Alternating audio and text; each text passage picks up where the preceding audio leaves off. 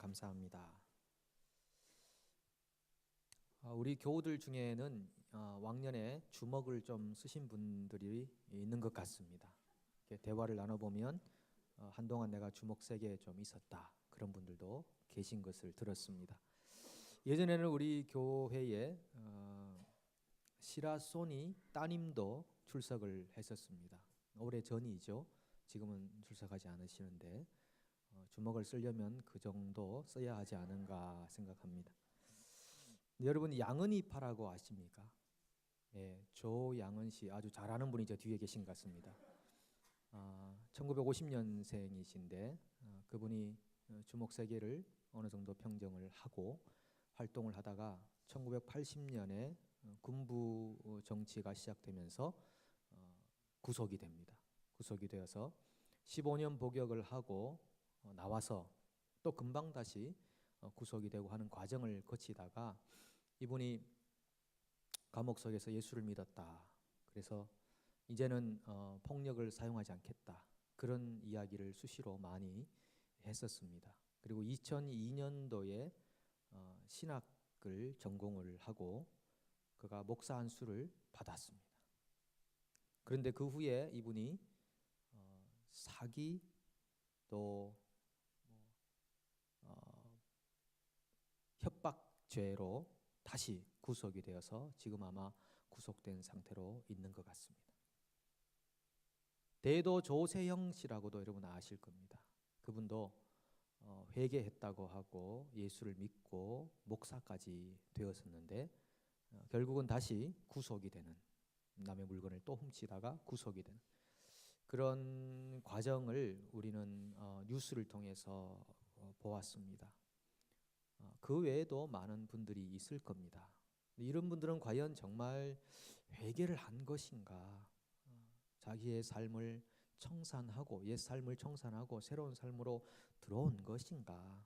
아니면은 회개는 했지만 옛 삶이 그리워서 잠시 돌아간 것인가? 참 고민이 되지 않는 될 수밖에 없는 그런 스토리들입니다. 성경은 끊임없이 인간에게 회개를 강조합니다. 돌아서라. 가던 길을 멈추고 돌아서라. 성경이 말하는 인간상은 크게 두 가지입니다. 죄인과 의인이라고 하는 것입니다. 죄인이냐 의인이냐라고 물으시는 것인데 원래 인간은 의인으로 태어났습니다. 태어날 때가 아니라 아담과 하와가 의인이었다는 말입니다. 아담과 하와는 의인이었습니다. 그런데 그들이 범죄하고 그 이후로 모든 인류가 죄 아래 가두어졌습니다. 그러니까 죄인이 된 거죠. 그 죄인이 다시 의인이 되기 위해서는 중간 과정이 필요한데 그게 바로 회개라고 하는 것입니다. 회개는 잠깐 뉘우치고 부끄럽습니다. 그 정도의 강도로 표현하지 않고 원래 회개라는 것은 완전히 새로운 존재로 변화되는 것을 말하는 것입니다. 소위 거듭났다, 다시 태어난다라고 하는 것입니다. 존재 자체가 바뀐다라고 하는 것입니다.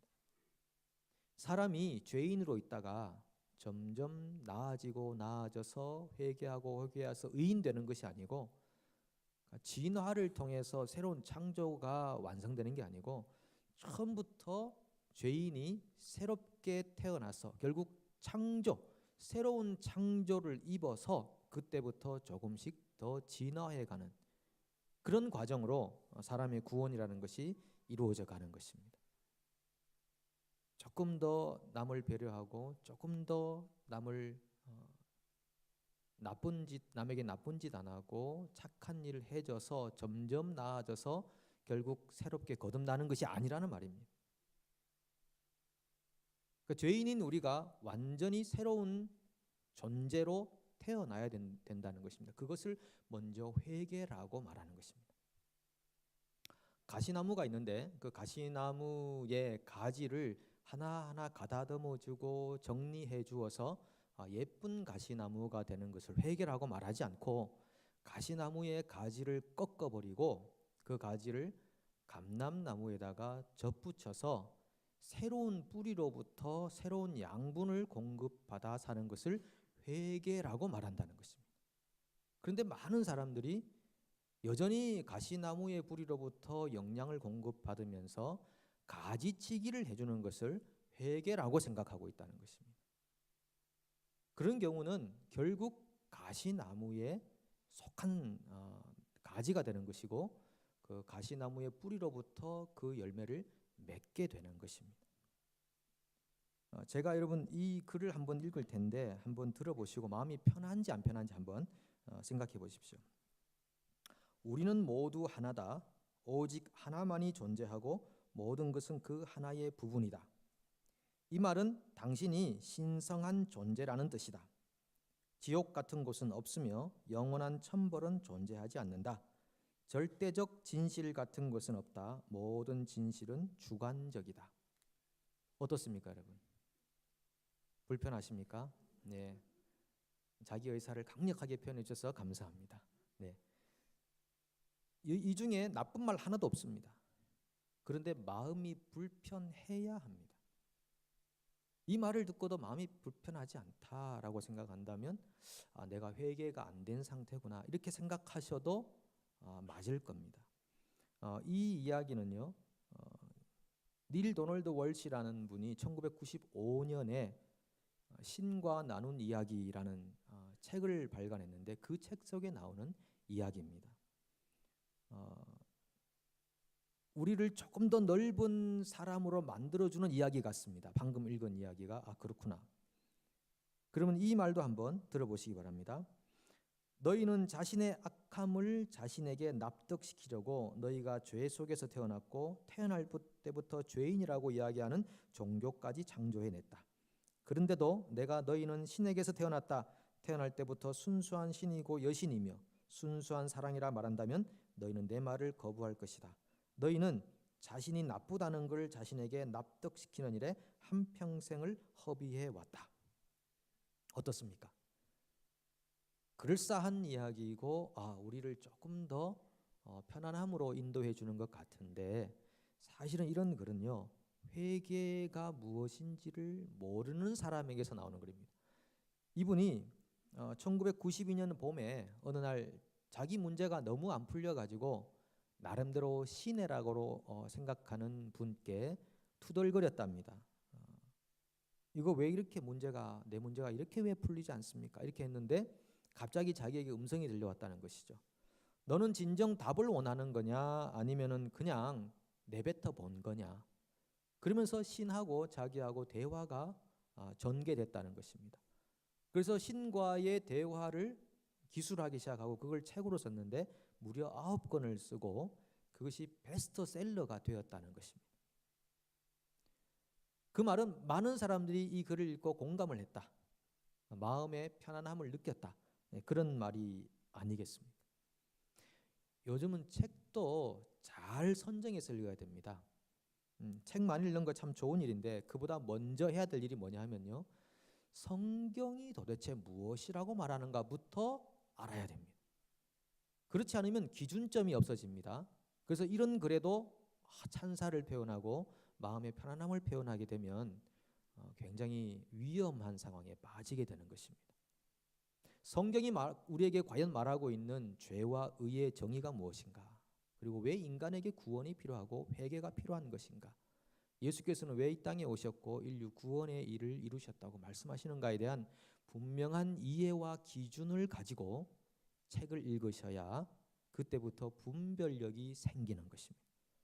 그렇지 않으면 세상에서 말하고 있는 이론, 성경과는 다른 이론에 파묻혀서 결국은 하나님이 말씀하고자 하는 바에 귀를 닫게 만드는 역할을 하게 만드는 것입니다. 그래서 교회에서 성경 공부 제대로 합시다라고 말씀을 반복해서 드리는 것입니다. 여러분 어떻습니까? 여러분 마음속에 성경이 정말 우리에게 말하고자 하는 구원관과 인간상에 대해서 분명한 기준을 가지고 계십니까? 오늘 사울이 이 사무엘상 마지막 장에서 별세를 하게 됩니다. 죽었습니다. 세상을 떠났습니다. 그가 육신적으로 죽은 것을 애도하는 것보다 더 안타까운 일은 그가 회개하지 않고 죽었다는 것입니다. 그의 인생에 회개라는 것이 없었다라는 것입니다. 우리가 보통 생각하면 소위 인권이라고 생각합니다. 인간의 권리라고 생각합니다. 그런데 하나님 앞에서 인권이란 없습니다. 인권이라는 것은 사람의 폭압이라든지 폭력, 차별 앞에서 존중받아야 할 때 사용할 수 있는 단어죠. 그런데 하나님 앞에서 내 권리를 찾겠다고 하는 것은 굉장히 세속적인 것이 될 수밖에 없습니다. 하나님 앞에서 나의 권리를 주장하겠다라고 하는 것은 아직 하나님을 알지 못한다라고 하는 것입니다. 그것은 하나님과 나를 상대적 개념으로 생각하기 때문에 그런 것입니다. 나도 하나님, 당신도 하나님이라고 하는 그 생각의 기저가 있기 때문에 하나님 앞에서 나의 권리를 내세우려고 한다는 것이죠. 여러분, 사울을 생각해 보시면 사울이 뭘 그렇게 대단히 잘못했길래 회개를 해야 된다고 말하느냐? 그럴 수 있습니다. 상대적으로 보면 사울도 나름대로 괜찮은 사람 아니었습니까? 그가 처음에 왕이 되었을 때 아주 겸손했었거든요. 저는 왕이 될 사람이 아닙니다 라고 고백을 할 정도로 겸손했고, 그리고 그가 정치력을 발휘하고 인간적 동정심을 발휘해서 타국의 왕을 살려주었습니다. 얼마나 훈훈한 인간미가 있는 것입니까? 그가 이스라엘의 왕이 되어서 40년간을 통치하면서 얼마나 많은 또 기여를 했겠습니까? 그 정도로 생각하면 뭐 괜찮은 사람인데 이렇게 생각할 수 있는 것입니다. 그가 물론 신하였던 다윗, 혁혁한 공을 세웠던 다윗을 죽이려고 혈안이 되어 있었던 것은 사실입니다.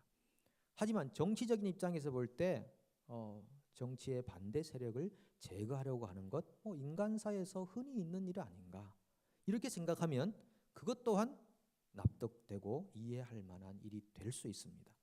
인간적인 입장에서 볼 때는 사울이 뭘 그리 대단히 잘못했길래 회개해야 된다고 말하느냐, 이렇게 충분히 말할 수 있는 상황입니다. 그런데 이 모든 것이 바로 기준점이 없기 때문에 나오는 생각들입니다. 상대적 개념입니다. 인간사 안에서는 그럴 수도 있을 것 같은데 하나님 앞에서는 결코 그럴 수 없다는 것입니다. 왜냐하면 하나님은 절대자이기 때문에 그렇습니다. 하나님 앞에서 상대적으로 생각해서는 안 된다는 것입니다. 하나님은 절대적 가치를 가지고 인간을 판단하고 계시다는 것이죠. 그래서 사울은 또한 이 모든 인류의 인간은 하나님 앞에서 회개해야 될 존재라는 사실을 반드시 인식해야 됩니다.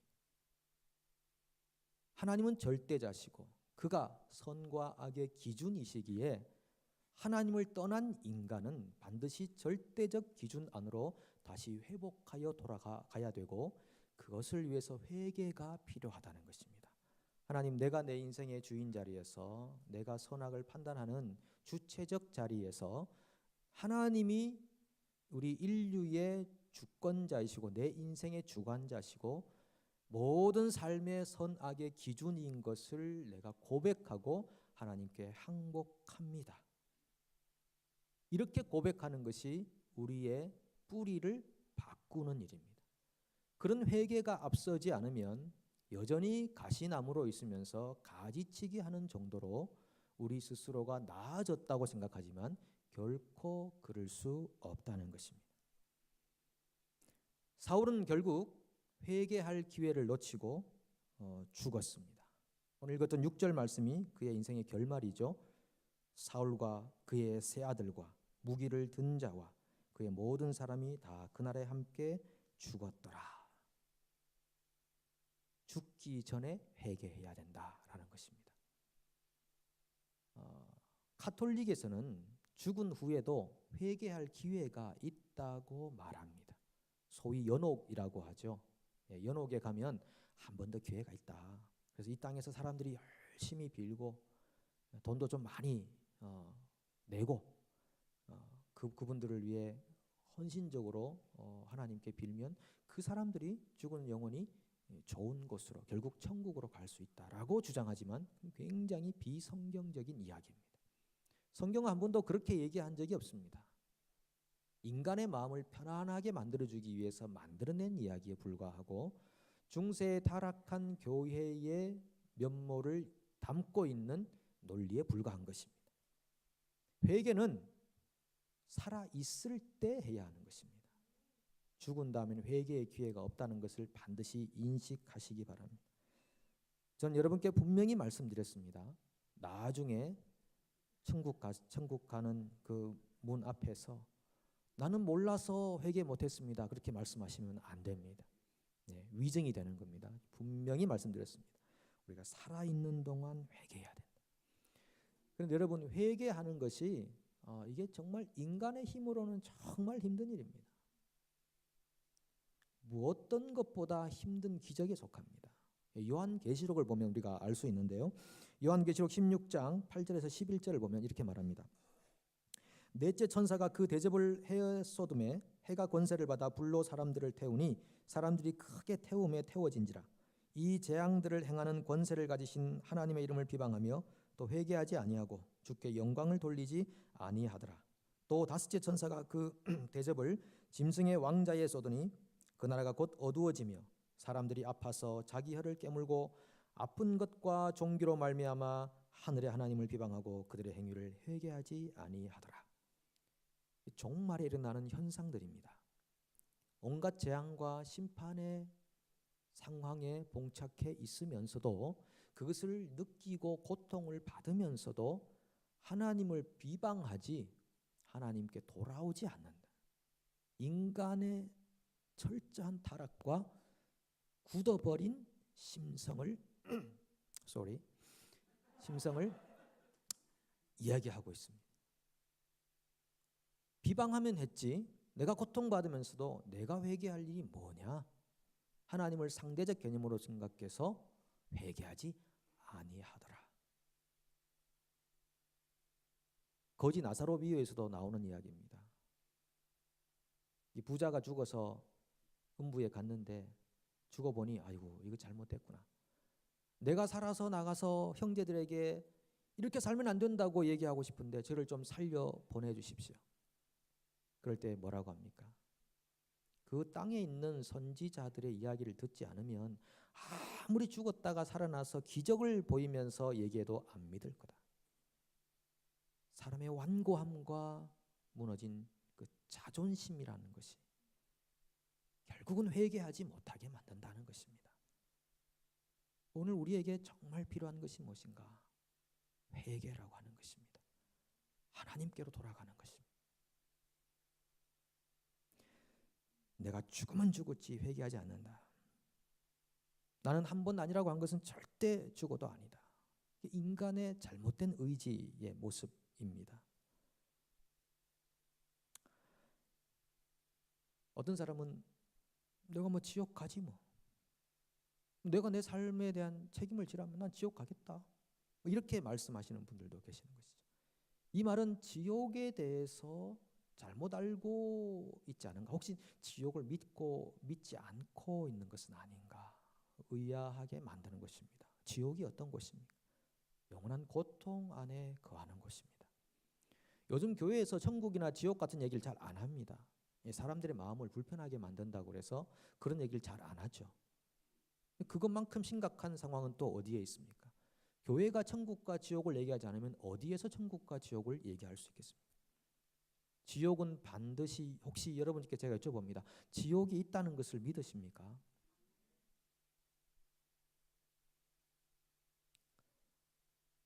여러분, 하나님 우리가 사랑이라고 표현하잖아요. 이 말과 영원한 불로 태움을 당하는 고통에 거하는 지옥이 있다는 말이 여러분 상반된 개념인데 이해가 되십니까? 우리가 인간적 기준에 생각하면은 하나님은 사랑이신데 어떻게 지옥을 만들 수 있을까? 그것도 영원히 꺼지지 않는 불에 사람을 가둔다고 하는데 그게 무슨 사랑이냐? 이 사랑의 개념이 인간 안에 있기 때문에 그런 것입니다. 우리는 이 신비를 다 이해할 수 없습니다. 하나님이 사랑이란 말도 맞고 하나님이 믿지 않는 영혼들을 위해 영원한 지옥을 만들어 놓았다는 말도 맞는 것입니다. 우리는 이 신비를 풀어낼 능력이 없습니다. 그래서 우리가 지속적으로 하나님의 관점을 배워가야 되는 것입니다. 하나님이 우리에게 무엇을 말씀하시고 무엇을 요구하는가를 자꾸 내 생각을 버리고 하나님의 생각으로 바꿔가는 것을 회개라고 말할 수 있겠죠. 그러나 여전히 인간적 생각 안에서 하나님을 잣대로 판단해가는 삶을 살고 있다면 그것은 아직 회개하지 않은 삶이다. 생각의 근본 뿌리가 바뀌지 않은 상태에 있다고 말하는 것입니다. 그래서 분명히 선과 악의 기준은 반드시 있을 텐데 과연 이 선과 악의 기준이 어디에 있어야 우리가 올바른 선악의 판단을 할 수 있을까 고민하게 됩니다. 제가 만약 여러분들에게 이렇게 말씀드린다고 생각해 보십시오. 여러분 중에 혹시 마음이 착한 분들은 지난주 한 주 동안 마음을 착하게 하신 분들은 예배 후에 로비로 내려오시기 바랍니다. 그러면 거기에 천불 상당의 카운트다운 바우처가 있을 겁니다. 그것을 하나씩 받아가십시오 라고 했을 때 몇 분이나 로비로 내려오시겠습니까? 마음속으로 한번 손을 들어보십시오. 나는 지난주에 한 주 동안 착하게 살았으니까 내가 받아가겠다. 반대로 지난 한 주 동안 마음 참 나쁜 마음으로 살아셨던 분들은 저쪽 뒷마당으로 나오시기 바랍니다. 그러면 여러분들에게는 푸시업을 100번 할 수 있는 기회를 드리겠습니다. 자, 그랬을 때 나는 지난 한 주 동안 참 나쁜 마음으로 살았지 생각하고 오실 분들은 과연 몇 분이 계실까요? 근데 이렇게 말씀드릴 때 손을 들기가 굉장히 애매합니다. 내가 착하게 살았나 나쁘게 살았나. 그런데 만약에 제가 기준을 이렇게 정해준다고 생각해 보십시오. 착함과 나쁨의 기준은 지난 한 주 동안에 여러분들이 이웃에게 돈이나 음식을 나눠준 것을 기준으로 하겠습니다 라고 기준점을 정해드리면 분명히 기준이 서는 것입니다. 내가 착하게 살았구나, 내가 나쁘게 살았구나. 회개라는 것은 이처럼 기준을 하나님에게 둘 때만 가능해지는 것입니다. 하나님이 선이시군요. 그러면 하나님이 옳다고 하면 선이 되는군요. 하나님이 아니라고 하면 악이 되는군요 라고 하는 기준을 확실하게 하나님에게 두었을 때 회개가 가능해집니다. 그런 기준이 세워지지 않으면 절대 회개할 수 없습니다. 나도 괜찮은 사람인데 내가 뭘 잘못했길래 자꾸 회개하라고 하느냐, 이렇게 분명히 우리는 말할 수 있습니다. 그래서 생각해 보면 회개할 수 있는 것이 은혜입니다. 역대상 10장 13절 14절을 보시면 사울이 죽은 이유를 분명히 성경이 말하고 있습니다. 사울이 죽은 것은 여호와께 범죄하였기 때문이라. 그가 여호와의 말씀을 지키지 아니하고 또 신접한 자에게 가르치기를 청하고 여호와께 묻지 아니하였으므로 여호와께서 그를 죽이시고 그 나라를 이새의 아들 다윗에게 넘겨 주셨더라. 보십시오. 이 사울이 죽은 이유라고 말하면서 분명하게 기준을 설정하고 있는 것입니다. 그가 여호와께 범죄하였고 여호와의 말씀대로 하지 않았고 여호와께 묻지 않았다. 신접한 여인을 찾았다. 자기의 의사로만 살아간 것을 범죄라고 성경은 규정합니다. 여호와의 뜻이 무엇인가, 여호와가 우리에게 무엇을 원하시는가를 묻지 않고 자기의 굳건한 의지로만, 의사로만 인생을 산 것을 성경은 범죄라고 규정하고 있는 것입니다. 얼마나 많은 사람들이 자기의 의지로 살아갑니까? 자기의 의사결정으로 살아갑니까? 아니, 그게 도대체 인간적 면에서 볼 때 무엇이 잘못되었다는 것입니까? 우리에게 지능이 있고 결정할 수 있는 의지가 있으니 내가 내 의사를 내가 스스로 결정하여 살아가고 있는데 왜 그걸 범죄라고 하느냐? 그 이유는 그 기준이 하나님에게 있기 때문에 그렇습니다. 하나님 뜻을 묻지 않고 내 뜻대로 살아가는 것을 성경은 죄. 그러므로 회개는 다시 하나님의 기준과 뜻을 물어보며 살아가는 것. 그것을 회개라고 말하는 것입니다. 예수님께서 마가다락방에서 다락방에 올라가서 제자들과 함께 세족식을 하게 됩니다. 세족식을 하는데 발을 씻기려고 이렇게 하니까 베드로가 하는 말이 제 발은 안 됩니다. 왜 예수님께서 제 발을 씻기십니까? 제 발은 씻길 수 없습니다. 그러자 예수님께서 내가 너를 씻어주지 아니하면 너는 나와 상관이 없느니라. 그때 베드로가 급하게 마음을 바꿔 먹습니다. 그러면 주님 제 손과 머리도 다 씻어주십시오. 참 이 자존심도 없는 것 같습니다. 손과 머리도 다 씻어주십시오. 그럴 때 예수님 뭐라고 하십니까? 이미 목욕한 사람은 발만 씻으면 되느니라 그랬습니다. 이미 목욕했다는 것은 무엇을 말합니까? 이미 뿌리를 옮긴 사람을 말하는 것입니다. 가지치기 정도가 아니라 꺾어서 뿌리를 다시 옮겨 새로운 양분을 공급받으며 하나님께로부터는 양분을 공급받으며 하나님을 인생의 주관자요 절대자로 생각하여 그분이 말씀하신 것이 오로지 선이라는 것을 인정하는 것을 몸을 씻었다라고 표현하는 것입니다. 그 회개가 없으면 가지치기는 회개라고 말하지 않습니다. 그렇게 된 다음에 온몸이 깨끗한 사람은 발만 씻으면 되느니라. 이 말은 우리가 매일같이 범하고 있는 범죄에 대하여 회개하라고 말씀하시는 것입니다. 성경이 말하고 있는 인간상은 죄인이라는 인간상입니다. 철저히 회개하고 뿌리를 바꾸고 그 다음에 매일같이 범하는 자범죄에 대하여 또 하나님 앞에 나아가서 우리가 범죄하였나이다 회개하고 돌아오고 다시 돌아오고 이런 과정 전체를 인간상으로 성경이 규정하고 있는 것입니다. 예수님께서 그러면서 너희도 서로 발을 씻기라 그러셨습니다. 너희도 서로 발을 씻기라. 이것은 무엇입니까? 회개하고 돌아오고 돌아오는 사람들을 받아주라. 회개하고 돌아오고 돌아오는 사람들을 받아주라. 그렇게 해서 서로 간에 그리스도 예수 안에서의 용서를 말씀하고 있는 것입니다. 오늘 우리 주님의 교회가 하나님으로부터 부르심을 받고 있습니다. 회개하라. 아직 뿌리를 바꾸지 못한 분들이 계시다면 은혜를 간구하십시오. 내 뿌리가 바뀌기를 원합니다. 그리스도 예수께 뿌리를 두기를 원합니다. 내가 수십 년 살아온 내 인생의 주관을 버리고 하나님의 주관 안으로 들어가기를 소망합니다. 여러분 그런 소망을 가지십시오. 하나님이 그런 소망을 외면하지 않으실 것입니다. 그리고 회개하고 주님께 돌아와서 이제는 주님으로부터 오는 영양분을 공급받으시고 그럼에도 불구하고 범죄하고 있는 우리의 매일 같은 삶의 잘못됨과 범죄를 주님 앞에 나와서 회개하고 예수님께서 말씀하시기를 때가 가까웠으니 회개하고 복음을 믿으라 말씀하셨습니다. 천국이 가까이 왔고 때가 임하였습니다. 회개하고 복음 믿으라. 우리 주님의 교회 공동체가 오늘도 회개하고 복음 믿고 회개하고 복음 믿는 거룩한 공동체로 성장하기를 소망합니다. 네, 기도하겠습니다. 하나님 아버지 감사합니다. 오늘 우리를 그리스도 예수 안에서 거듭나게 하시고 새 사람 되게 하신 것을 감사합니다. 하나님 우리가 하나님 앞에서 우리의 권리를 내세우지 않도록 도와주시옵소서.